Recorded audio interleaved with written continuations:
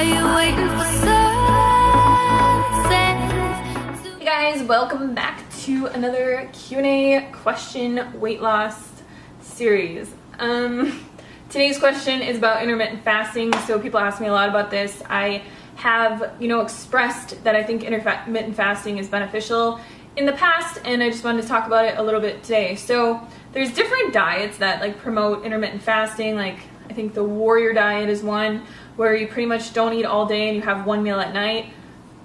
There's also the 5-2 diet, I think it's called, where you eat as many calories as you can for 5 days, and then 2 days you eat 500 or something like that. So intermittent fasting isn't something new. It's something that we have done our whole lives. It's something that, the body naturally does. And it's not really a diet. It's more of listening to your body, and it kind of comes into play with intuitive eating and things like that. So if, I don't think that you should force your body to intermittently fast, but what I do think is that when you listen to your body, you'll realize that, most thin people, will listen to their bodies and fast when they're not hungry. So if you've ever had a friend and it's 10 o'clock or noon or something like that, and they've just been so busy and they're just I haven't eaten anything all day because their body wasn't telling them to eat. They weren't hungry and they were just busy and they were focused on other things.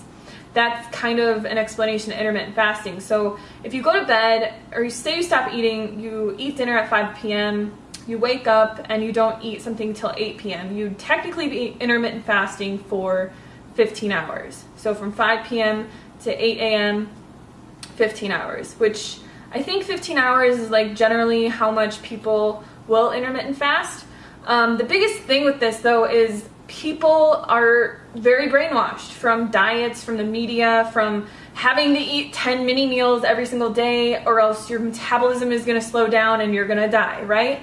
We've all heard that you need to eat 10 times a day and you need to eat consistently or your body's going to go into starvation mode. So the only thing that I really have to say about this is just listen to your body. So if you wake up in the morning and some diet or some person or whatever is telling you that you need to eat at 5 o'clock in the morning or else you're going to go into starvation mode and die, but you're not hungry, just eat when you're hungry. So wake up in the morning, drink a bunch of water, get your body hydrated, and then wait until you are hungry to eat your first meal.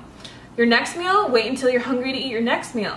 So a long time ago when we were roaming the planet, when we were not living by the standards of society and all their brainwashing and diets, we didn't have 3 meals a day. These were put into place by the marketing of America to make us form our eating habits around certain times of the day, which helps, the restaurants, it helps the fast food industries, it helps sell more food in grocery stores because people are well, what am I going to have for breakfast? What am I going to have for lunch? What am I going to have for dinner? And it's all these different types of foods. So you have your breakfast foods, you have your lunch foods, you have your dinner foods, and generally those are what people, at least in, America, on a standard American diet, will eat for those specific meals. They'll wake up, they'll have yogurt because it's a breakfast food, or they'll have oatmeal or fruit or eggs with bacon or something like that. They'll go out to eat and they'll get a huge bacon and egg platter or whatever.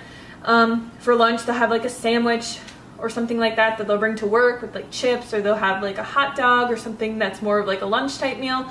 And then for dinner, they'll, make something at home that's a stew or pizza or whatever. So it's really just American marketing tactics that have placed meal times around everything. And the dieting industry took advantage of that, and they said, well, we're going to make this into, you have to eat 10 times a day, or this is going to happen to you.